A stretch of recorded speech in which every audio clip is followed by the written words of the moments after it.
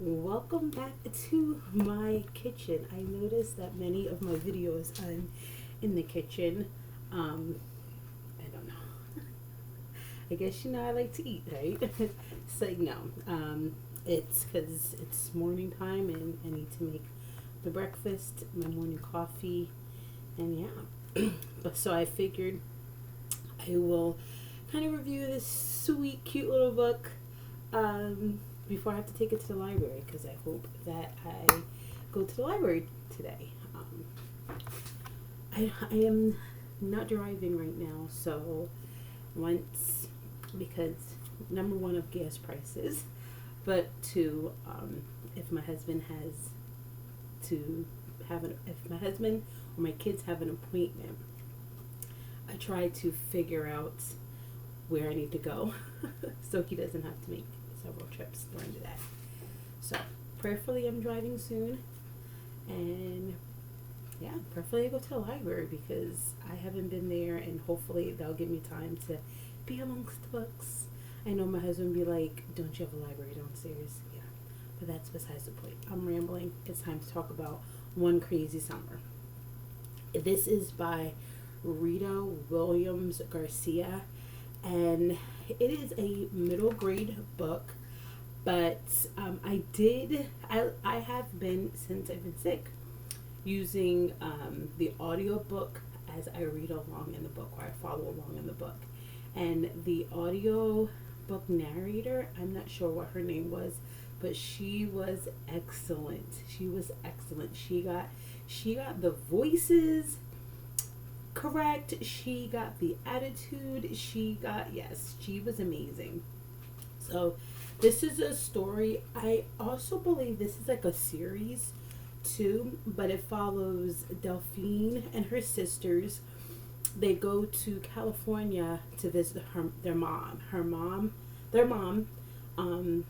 It said that it says on the back in the inside cover that she abandoned them, which she did. But I would say her mom left. Like, her mom left when her younger sister was real little, and she just left.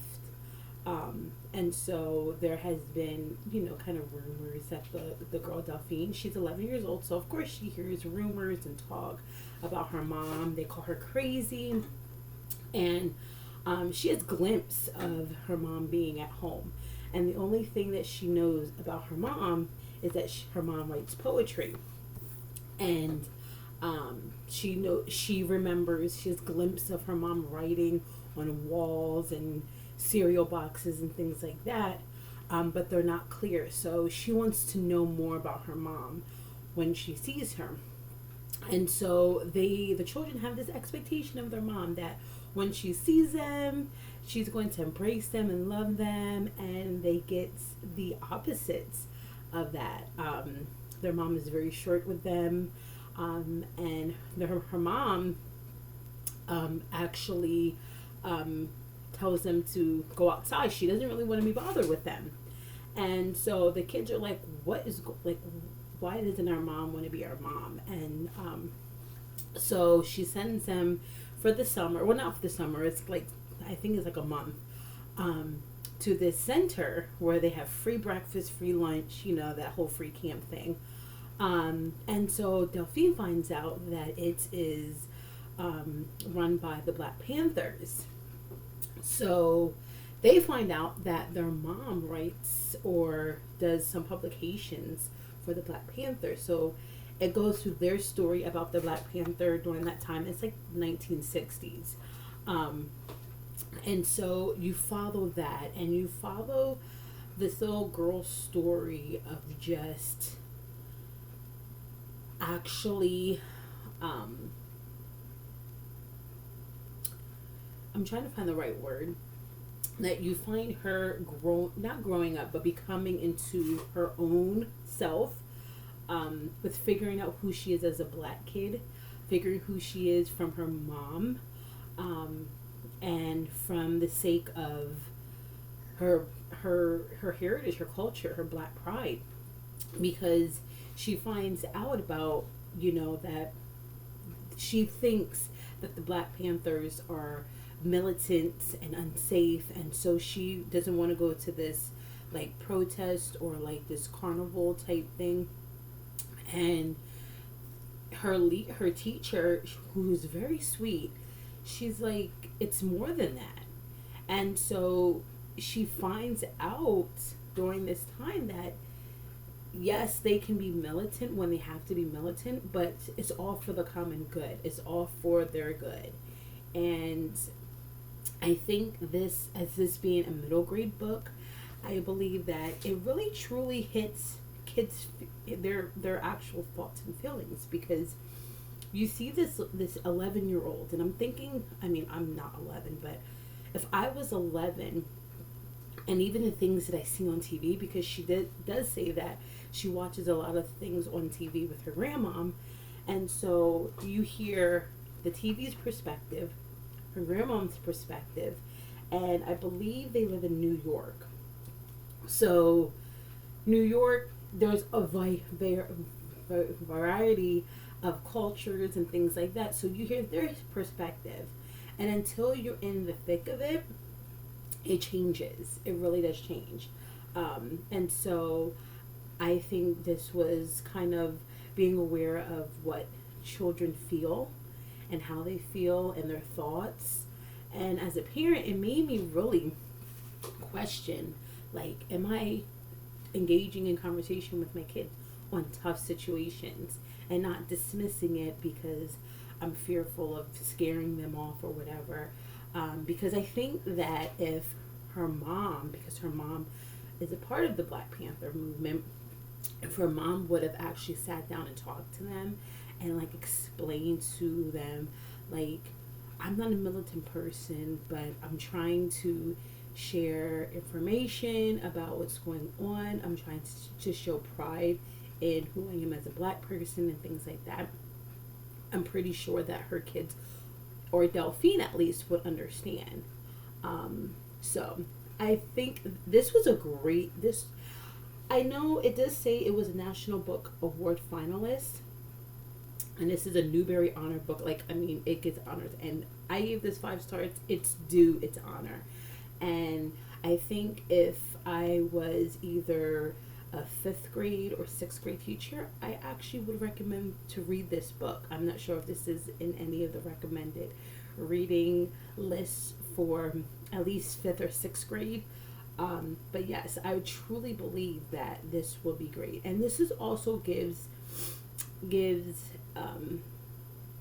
children a chance to I know Delphine, because she's the oldest and she's 11, like, she had to grow up to help take care of her siblings, and there may be children who are in that same situation, very relatable characters. And I think that if the kids read, I'm a big advocate of, if you read about something that's similar to you, you will enjoy it. But also if you read about something that you may not be related to, like you may not be a Black kid, you may not be the oldest, you may not even know about the Black Panther movement, it gives a great insight to it from a child perspective. This book is short, it's like a little over 200 pages, but yes, this book was amazing. And there is another book by Rita Wilson that I wanted to read. I know I was listening to it a little bit on Hoopla app. If you don't know about Hoopla is through your library. So if it's in your library, you can ask them if they have the Hoopla app. It gives you, I believe, either 10 or 15 free ebooks, audiobooks, TV shows a month. And then they actually have what's called flex items that you can use, and they won't go against your borrows. So I know one of her books are on, I think it's called Home on the Home Front or something like that. I'm not quite sure.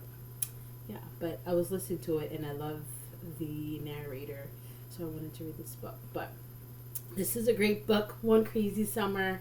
I felt like we've been having crazy summers since 2020. So this is a great book for your child to read, learn about a little bit about the Black Panther movements, read about the 1960s in California.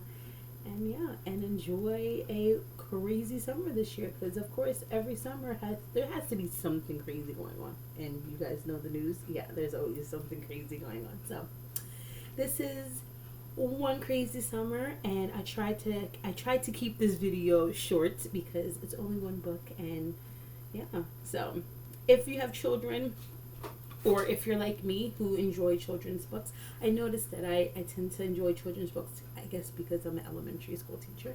Not elementary, I'm an elementary school teacher, but I teach the little ones. So I enjoy looking at children's literature, finding something great.